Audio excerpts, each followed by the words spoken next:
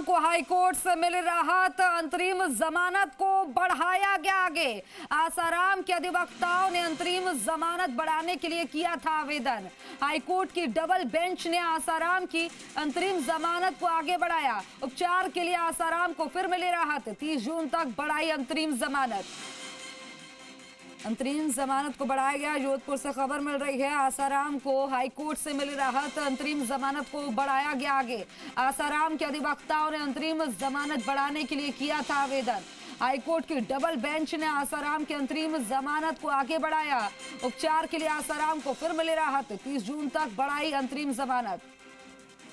आसाराम के अधिवक्ताओं ने किया आवेदन किया था और आसाराम को राहत मिली है। अंतरिम जमानत को आगे बढ़ाया गया है। जोधपुर से खबर। उसी शर्तों के आधार पर जोधपुर हाईकोर्ट ने भी ऑनरेबल दिनेश मेहता जी और विनीत कुमार माथुर साहब की खंडपीठ ने आज ऑर्डर किया है। इससे पहले हमने गुजरात हाईकोर्ट में एप्लीकेशन लगाई थी।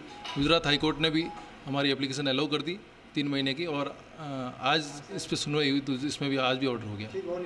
क्या शर्तें इम्पोज की गई है इस पूरे मामले में? अभी शर्तें वही थी जो सुप्रीम कोर्ट ने दी थी कि आप प्रवचन वगैरह नहीं करेंगे, ग्रुप में मिलेंगे नहीं आप, बाकी इलाज हम कहीं भी करा सकते हैं। सुप्रीम कोर्ट ने ये हमें ऑर्डर में कहा था।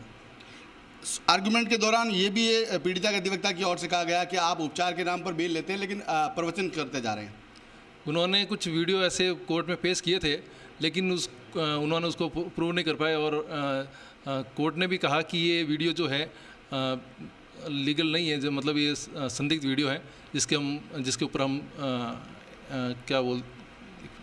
आपको क्या लगता नहीं है कि जिस तरीके से उपचार के नाम पर बार बार हाईकोर्ट से, चाहे वो गुजरात से हो चाहे राजस्थान से हो, जमानत मिलती है, लेकिन आप उपचार के नाम पर बहानेबाजी या घूमने फिरने का काम कर रहे हैं?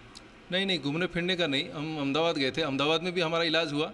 इसके बाद में हम उज्जैन गए तो उज्जैन में भी हमारा पंचकर्म वगैरह इलाज हुआ, और फिर बाद में हम इंदौर गए तो इंदौर में भी हमारा इलाज हुआ। तो जहाँ जहाँ हम जा रहे हैं तो वहाँ हमारा ट्रीटमेंट, आयुर्वेदिक ट्रीटमेंट जो चल रहा है वो रेगुलर चल रहा है। और हम आश्रम में भी हमारा जो सिस्टम जो जहाँ हम रह रहे हैं तो वहाँ पे भी हमारे जो डॉक्टर्स हैं आयुर्वेदिक डॉक्टर, वो हमारा ट्रीटमेंट हमारे कुटिया में हमारे आश्रम में कर रहे हैं। तो अब कब तक अंतरिम जमानत को आगे बढ़ाया गया है? 30 जून तक इसको ऑर्डर किया है ऑनरेबल हाईकोर्ट ने। आगे देखते हैं जैसा ट्रीटमेंट आगे चलता है, किस हिसाब से आगे बढ़ाने जैसा होगा देखते हैं। तो ये थे आसाराम के अधिवक्ता यशपाल सिंह राजपुरोहित, जिनका कहना है कि निश्चित रूप से अंतरिम जमानत को आगे बढ़ाया गया है। राजस्थान हाईकोर्ट में लगातार जिस तरीके से शर्तें वही हैं जिस तरीके से 7 जनवरी 2025 को सुप्रीम कोर्ट ने जो शर्तें इम्पोज की थी, जिसमें पुलिस कांस्टेबल भी आसाराम के साथ रहेंगे और वो किसी भी आश्रम में जाकर उपचार करवा सकते हैं, ये शर्त सुप्रीम कोर्ट की ओर से इम्पोज की गई थी। उसके बाद गुजरात हाईकोर्ट से रिलीफ मिली, और गुजरात हाईकोर्ट से रिलीफ मिलने के बाद 31 मार्च तक जो अंतरिम जमानत थी उसके बाद इलाज हुआ। 31 मार्च को जब अंतरिम जमानत पूरी हुई तो गुजरात हाईकोर्ट ने तो रिलीफ दिया, लेकिन राजस्थान हाईकोर्ट में अवकाश की वजह से सुनवाई नहीं हो पाई। 1 अप्रैल को सुनवाई हुई। उस दौरान पीड़िता के अधिवक्ता की ओर से कुछ ऑब्जेक्शंस रेज किए गए थे। उन ऑब्जेक्शनों पर सुनवाई के लिए आज फिर से याचिका को रखा गया था। आज लंबी आर्ग्यूमेंट के बाद कहीं न कहीं राजस्थान हाईकोर्ट ने फिर ये महसूस किया है कि आसाराम को उपचार की आवश्यकता है।